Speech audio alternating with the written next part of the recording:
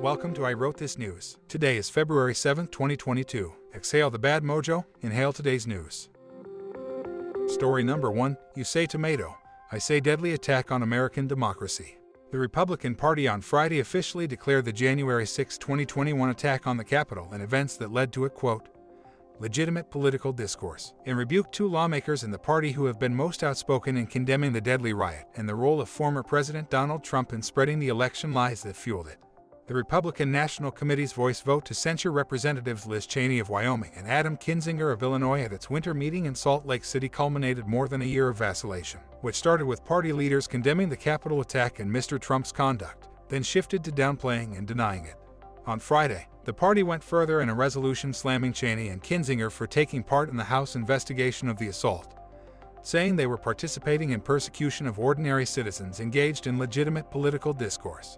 This comes days after Trump suggested that, if re-elected in 2024, he would consider pardons for those convicted in the January 6th attack and for the first time described his goal as aiming to overturn the election results. A bipartisan Senate report released last June concluded that 7 people died in connection with the attack on the Capitol, or as the RNC would call it, legitimate political discourse. Story number 2, take pride in your ability to hold your noses, folks. In a series of comments meant to cheer up his discouraged employees, Spotify CEO Daniel Ek revealed that he's more interested in driving shareholder value than doing work in which people can take pride. Ek addressed the controversy about Joe Rogan's hugely popular podcast, admitting to his employees that even he finds some of the show hosted by the streaming service, quote, very offensive. There are many things that Joe Rogan says that I strongly disagree with and find very offensive, Ek confessed during an employee town hall meeting, according to a transcript of the event. Ek went on to tell his employees that, quote, if you want even a shot at achieving our bold ambitions, it will mean having content on Spotify that many of us may not be proud to be associated with. Joe Rogan issued an apology on Instagram said after a compilation of the podcaster frequently using the N-word on his podcast spread widely on social media.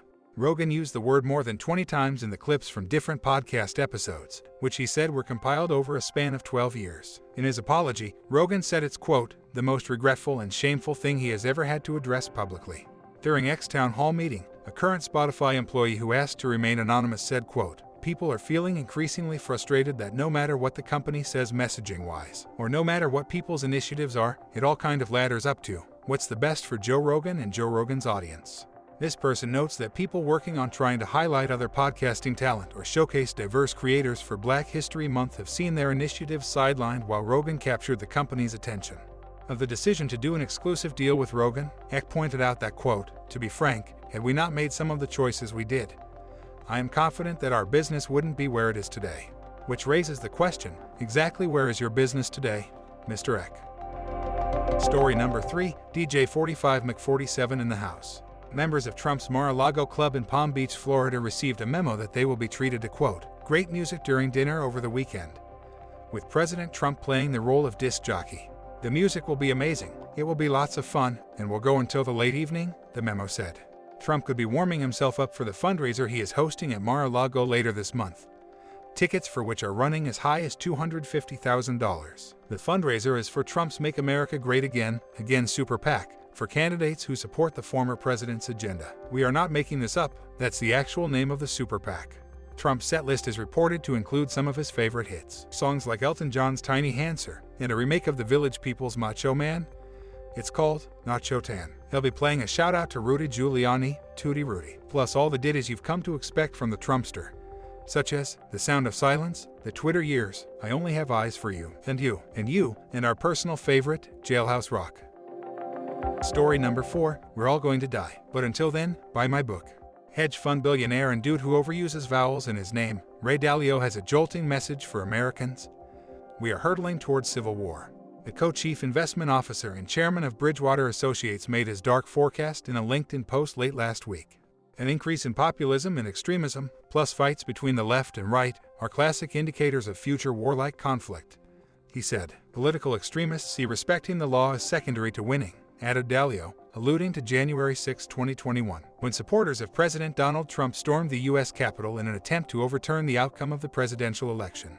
History shows that raising taxes and cutting spending when there are large wealth gaps and bad economic conditions has been a leading indicator of civil wars or revolutions of some type, he said. In the 2022 midterm elections, Dalio predicts moderates will lose seats while extremists and populists in both parties will gain them. By the 2024 presidential election, he said, there will be a battle between the populists of the right and the populists of the left in which neither side will accept losing. Such a sequence of events will be consistent with the typical path that leads to civil war, he said. What can we do about it? Dalio suggests that we buy his new book on the topic. February 7th is the 38th day of the year in the Gregorian calendar. 327 days remain until the end of the year. Now it's time for On This Date in History. On this date in 1900, a Chinese immigrant in San Francisco falls ill to bubonic plague in the first plague epidemic in the continental United States. On this date in 1940, the second full-length animated Walt Disney film, Pinocchio, premieres. On this date in 1962, the United States bans all Cuban imports and exports. On this date in 2013, less than 10 years ago, the state of Mississippi officially certifies the 13th Amendment, becoming the last state to approve the abolition of slavery. The 13th Amendment was formally ratified by Mississippi in 1995. Celebrating birthdays today are author Matt Ridley, actors Robert Smigel, James Spader, Robin Lively, singer Garth Brooks, comedian Chris Rock, Smarty Pants Do-It-All Ashton Kutcher, and American journalist Gay Tellis, who turns 90 years old today. Happy birthday to all of them, and if your birthday is today, a very happy birthday to you as well. By the way, if you or someone you know is having a birthday and would like us to announce it on the show, leave us a voice message or send an email. The links are in the show notes. Today's news was brought to us by the New York Times, the Huffington Post, the Verge, the Independent, the Guardian, Fortune, and the website I trust with at least one of my 2 kids, Wikipedia. If you have a comment or a question about anything you've heard today, or if you have a suggestion, please send us a note at IWTN, all one word, at thatradioshow.com. That email address one more time is IWTN, all one word, at thatradioshow.com. One more thing, if this podcast sounds a little funny, that's because it's also an experiment. All of the vocals were generated using AI technology. Hopefully the show will sound different and better as the tech improves and as we improve at using it. I'm Bob Neese, hoping you have an amazing day. We'll get together again soon.